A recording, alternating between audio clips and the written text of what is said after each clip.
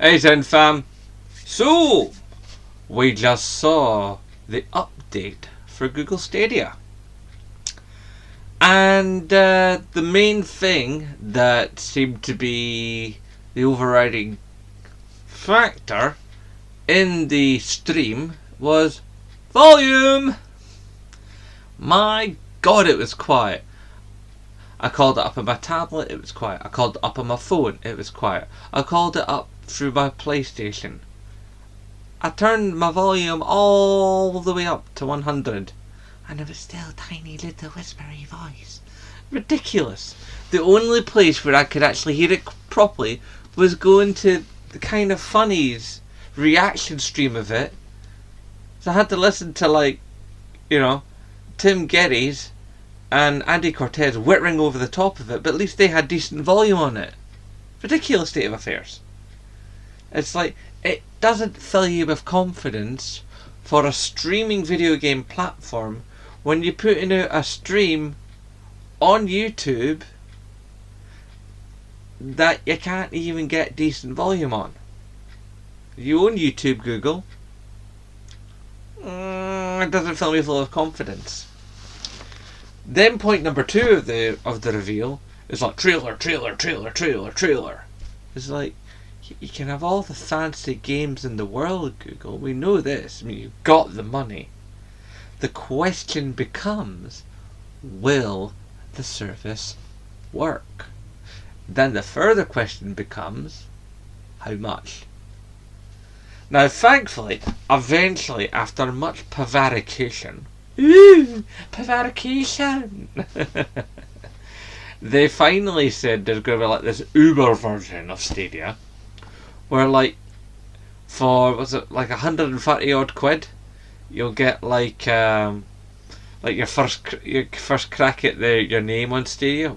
That's good marketing right there. I'll give them that.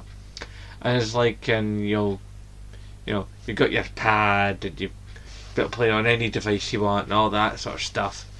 But you'll also get full access to Destiny 2. I'm like, really? Destiny 2? Please. We all know Destiny 2 is a trash fire. I mean, it's a wonder that game is still going. I mean, I would be expecting Destiny 3 sooner than expected because Destiny 2 was just so badly handled. But I have to admit, for all the things they're throwing in, their Uber package for a little over 130 quid, considering that the guy said that what was everything that we're actually chucking, if you were to buy it all separately as things, it would cost you about 300. So, alright, I can get behind that. Of course, that's probably a US price, so we'll see what it is over here. And they are launching in quite a lot of countries, and with more countries to follow. So, they are meaningless. But there is also the factor you can just buy the games, individual games, and play them on the service. So I'm guessing you could buy a subscription to the service, and just have whatever games you want, and that's the El Cheapo version, which I think is probably going to be the one that sells, if this sells at all. And I think the thing that's going to hold Stadia back, and I'm probably going to be mirrored by a lot of other online commenters when I say this, but it's the truth. Largely speaking, online networks, for the vast quantity of people, are not that good. I mean, I've got okay rate, but I live in a metropolitan city. Okay, I live in the capital city of Scotland. All right, but there are people who live out in the far-flung bits of Australia, and little Bavarian villages, and the middle of America and stuff, and there's lots of people who live lots of places where internet is absolute geek. And that's not their fault, that's just, how it is. But it does have to be said, it's not a great situation to start a service like Stadia. Now, does it have potential? Does it have legs? Eventually, yes it does.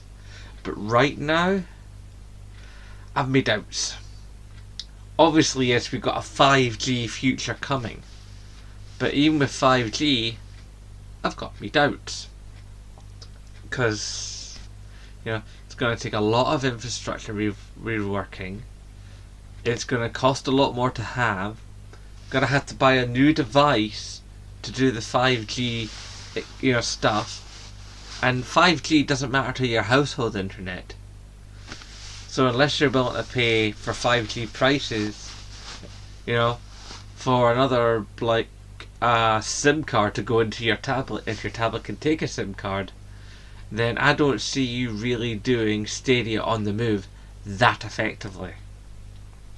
And let's not even get into public Wi-Fi, like in public transport and coffee shops and libraries and such. Public Wi-Fi, not only is it slower than your house Wi-Fi, if even you've got decent Wi-Fi, but it's also the fact that the more people you have using a public Wi-Fi, the less signal you get. Okay, I'll tell you how, right? You know how Wi-Fi works, right? Everybody thinks that Wi-Fi, what it is like this continuous stream of data. And the more people that are drinking from the stream, the more it splits off. That's not how it works. How Wi-Fi currently works. Say you have 8 devices. It's like you get a bit, you get a bit, you get a bit, you get a bit, you get a bit, you get a bit, you get a bit. 8 times over. Then you get the next bit, you get the next bit, you get the next bit, you get it over and over and over. Continuously, while these 8 devices are working, sucking down the information that they would need, and obviously uploading the other information that is needed for whatever it is they're doing to work.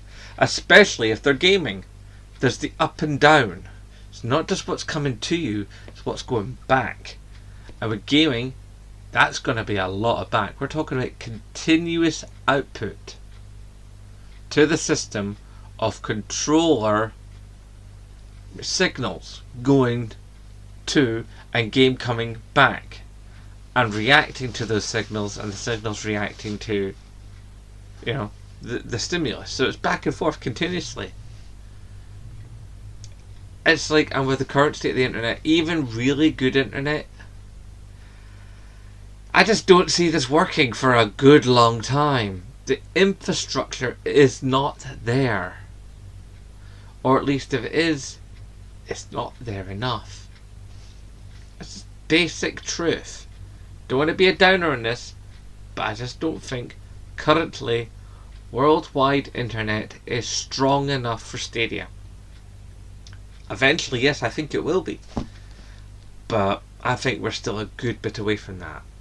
So, fancy trailers, lovely presentation on the video, or the stream, or whatever you want to call it. But as it stands right now, we ain't ready. One day we will be, but we're not ready yet. Anyway guys, that's what I think. Tell me what you think down below, in the manner that I always close the video with. Rate, favourite, comment, share, subscribe, and of course, as always, aye, nae bother.